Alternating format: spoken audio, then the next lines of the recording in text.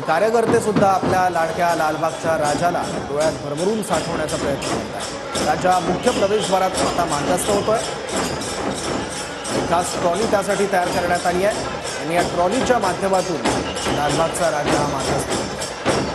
गेल्या 10 दिवसांपासून भाविक भक्तांनी लालबागच्या राजाच्या दर्शनासाठी मोठी गर्दी केली होती। नवसाला पावणारा राजा म्हणून लालबागच्या राजाची ओळख आहे। लाखोंच्या संख्येने भाविक इथं दर्शनासाठी येत असतात आणि आज भाविक आपल्या लाडक्या बाप्पाला निरोप देत आहेत। सकाळपासूनच मंडळाचे मानाचे गणपती विसर्जनासाठी सज्ज झालेत, तर लालबागच्या राजा देखील आता विसर्जनासाठी मार्गस्थ झालेला आणि मंडळाकडून लालबागच्या राजाला आकर्षक फुलांची सजावट करण्यात आलेली आहे। शेवटची आरती झाल्यानंतर राजाची आता ही विसर्जन मिरवणूक आपण बघतोय सुरू झाली आणि मोठ्या संख्येने भक्त या मिरवणुकीत सहभागी होतात।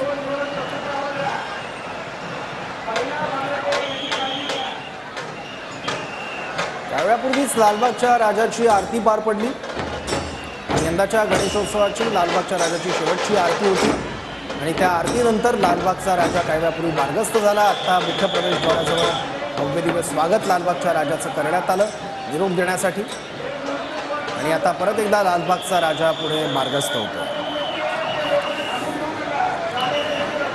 दोन दृश्य आपण बघतोय। मुंबई पुण्यामध्ये सध्या विसर्जन मिरवणूक सुरू झालेली आहे। बाप्पाला वाजत गाजत निरोप देण्यासाठी मंडळांनी जय्यत अशी तयारी केलेली आहे आणि मानाच्या गणपती मंडळांसह सर्वच मंडळांच्या मिरवणुकांमध्ये पारंपरिक वाद्य विविध कलापथकं सहभागी होत आहेत। तर मुख्य मिरवणूक मार्गावर रांगोळीचे पुण्यामध्ये गालिचे देखील काढण्याचं नियोजन सुरू झालं आहे। पुण्यात लालका चौकात सध्या विसर्जनाचे आपण बघतोय मोठ्या प्रमाणावरती सगळे भक्त या विसर्जन मिरवणुकीत सहभागी झालेले आहेत आणि याच चौकामध्ये रांगोळीचे गालिचे देखील थोड्या वेळापूर्वी काढण्यात येत होते। तर दुसऱ्या बाजूला लालबागच्या राजाची मिरवणूक सध्या विसर्जन मिरवणूक सुरू झाली आहे। मुंबईचा राजा, चिंचपोकळी, त्यानंतर लालबागचा राजा, त्यानंतर कॉटन हिल आणि मग प्रगती मंडळ साहेब आणि त्यानंतर इतर मानाचे गणपती हे बाहेर पडतात आणि प्रस्थान करतात। आणि हा मार्ग बघितला तर लालबाग, चिंचपोकळी ते 7 रस्ता, मुंबई सेंट्रल, लॅव्हिंग्टन रोड आणि चौपाटी अशा पद्धतीनं या सगळ्या मिरवणुकीचं स्वरूप असतं। यात बराच वेळ जातो आणि अक्षरशः कधी कधी 1 ते 1.5 दिवस ही सगळी मिरवणूक चालते। दुसरीकडे पुण्यात सुद्धा विसर्जन मिरवणुकीचा उत्साह दिसतो। पुण्यातले 5 मानाचे गणपती आहेत जे ठिकाणी आता बाहेर पडतायत, प्रस्थान करतायत।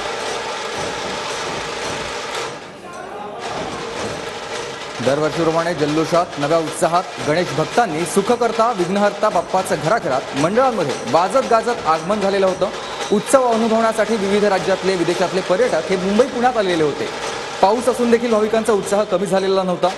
रोज रात्री मध्यवर्ती परिसर किंवा उपनगरांमध्ये भाविकांनी गणपतीची मूर्ती देखावे बघण्यासाठी मोठी गर्दी केलेली होती। ठिकठिकाणी सुरू असलेले सांस्कृतिक कार्यक्रम, स्तोत्रपठण, गणेश वंदना, पारंपरिक वाद्यांच्या मिरवणुका, धार्मिक कार्यक्रमांमुळे 10 दिवस शहरातील वातावरण कसं एकदम गणेशमय झालेलं होतं आणि हे 10 दिवस कसे पटापट सरले हेच आता कळलं नाहीये। आता काहीशा वेगाने लालबागचा राजा हा मार्गस्थ झालाय, पण तरी सुद्धा लालबागच्या राजाची एक झलक बघण्यासाठी कार्यकर्ते असतील, भाविक, मुंबईकर मोठ्या संख्येने दरबार जमलेले आहेत।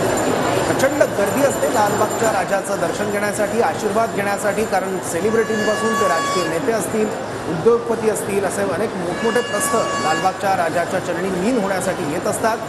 त्यामुळे 24 तास 11 दिवस लालबागच्या राजाच्या दर्शनासाठी भाविकांच्या रांगा असतात। पण तरीसुद्धा काही जणांना लालबागच्या राजाचं दर्शन घेणं शक्य होत नाही आणि गर्दीमुळे लालबागच्या राजाला डोळेभरून बघतासुद्धा येत नाही। त्यामुळे लालबागच्या राजाची एक झलक बघण्यासाठी, त्याचे आशीर्वाद घेण्यासाठी, त्याला चरणस्पर्श करण्यासाठी आजसुद्धा भाविक मोठ्या संख्येनं या विसर्जन मिरवणुकीत सहभागी होत असतात।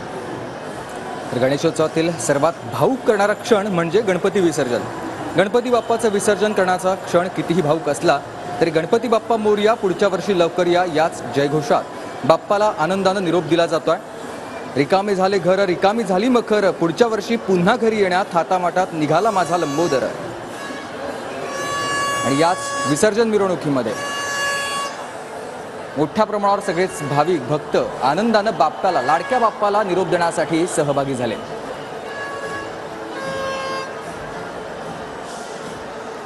सकाळी सर्वात आधी गणेश गल्लीतला मुंबईचा राजा हा मार्गस्थ झाला आणि काही वेळापूर्वी तेजुकाया गणपतीवर सुद्धा पुष्पवृष्टी करण्यात आली।